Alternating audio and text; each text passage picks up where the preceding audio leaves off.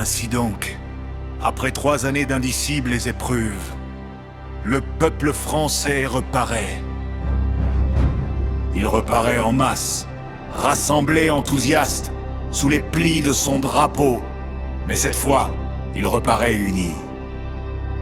Et l'union, que la capitale de l'Empire démontre aujourd'hui d'une éclatante manière, c'est la même que révéleront demain toutes nos villes, tous nos villages, dès qu'ils auront été arrachés à l'ennemi et à ses serviteurs! Oui, notre peuple est uni. Il l'est. D'abord pour faire la guerre, certes. Nous avons pu être submergés par la mécanique allemande, mal préparés au choc terrible qui nous a presque isolés sur un territoire dépourvu de sécurité naturelle. Trahis en dernier ressort par les exploiteurs du désastre, qui cultivaient notre désespoir afin d'étrangler à la fois notre honneur et nos libertés.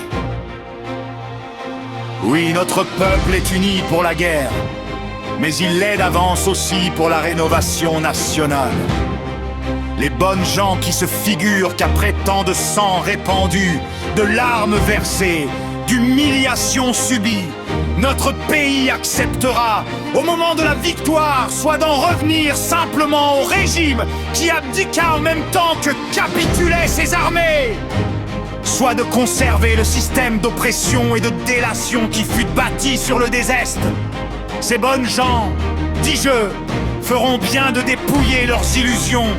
La France, délivrée, ne voudra ni reprendre la route de l'abîme, ni demeurer sur celle de l'esclavage. La France a d'avance choisi un chemin nouveau. Si elle entend désormais être libre, ne connaître de souveraineté que celle qui procède d'elle-même, directement et sans entrave, bref, se livrer à la grande lumière de la pure démocratie. Elle voudra aussi que ses volontés, à mesure qu'elle les fera connaître, soient exécutées avec suite, avec force, avec autorité par ceux qu'elle en aura chargés.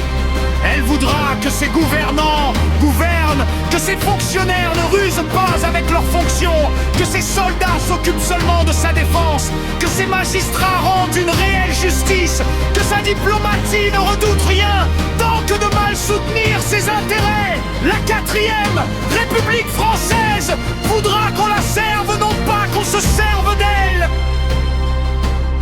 Mais encore, elle abolira toutes les coalitions d'intérêts ou de privilèges, dont on n'a que trop vu comment elle la mettait en péril, introduisait dans son sein les jeux de l'étranger, dégradait la moralité civique et s'opposait au progrès.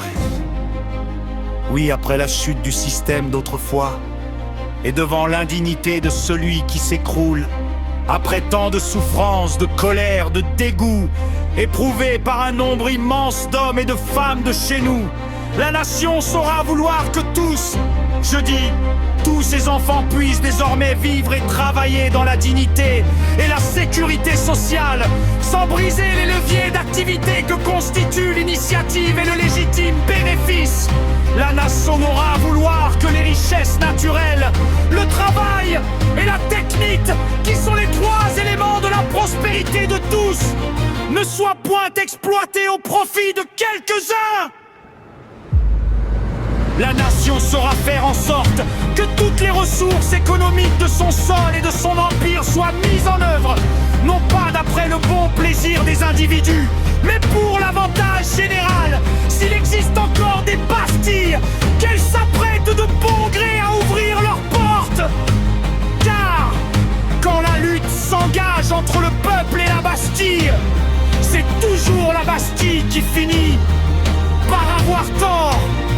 Inversement, la France nouvelle, aussi instruite que quiconque de la nécessité sacrée d'organiser la solidarité des peuples, de créer dans le monde un ordre susceptible de garantir la sécurité de chacun, de mettre rationnellement en œuvre les richesses de l'univers, ou de rapprocher entre eux tous les hommes de notre terre, sera, de par son génie, son expérience et sa capacité.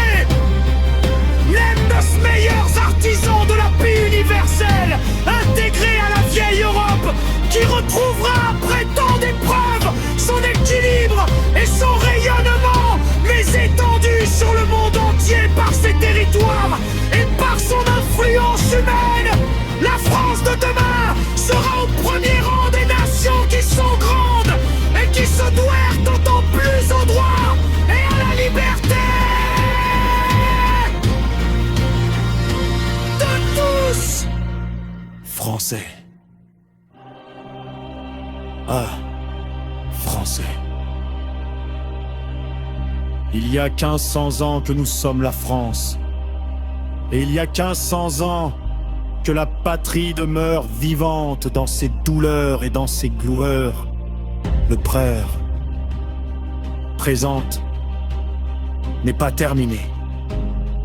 Mais voici qu'au loin se dessine la fin du pire drame de notre histoire.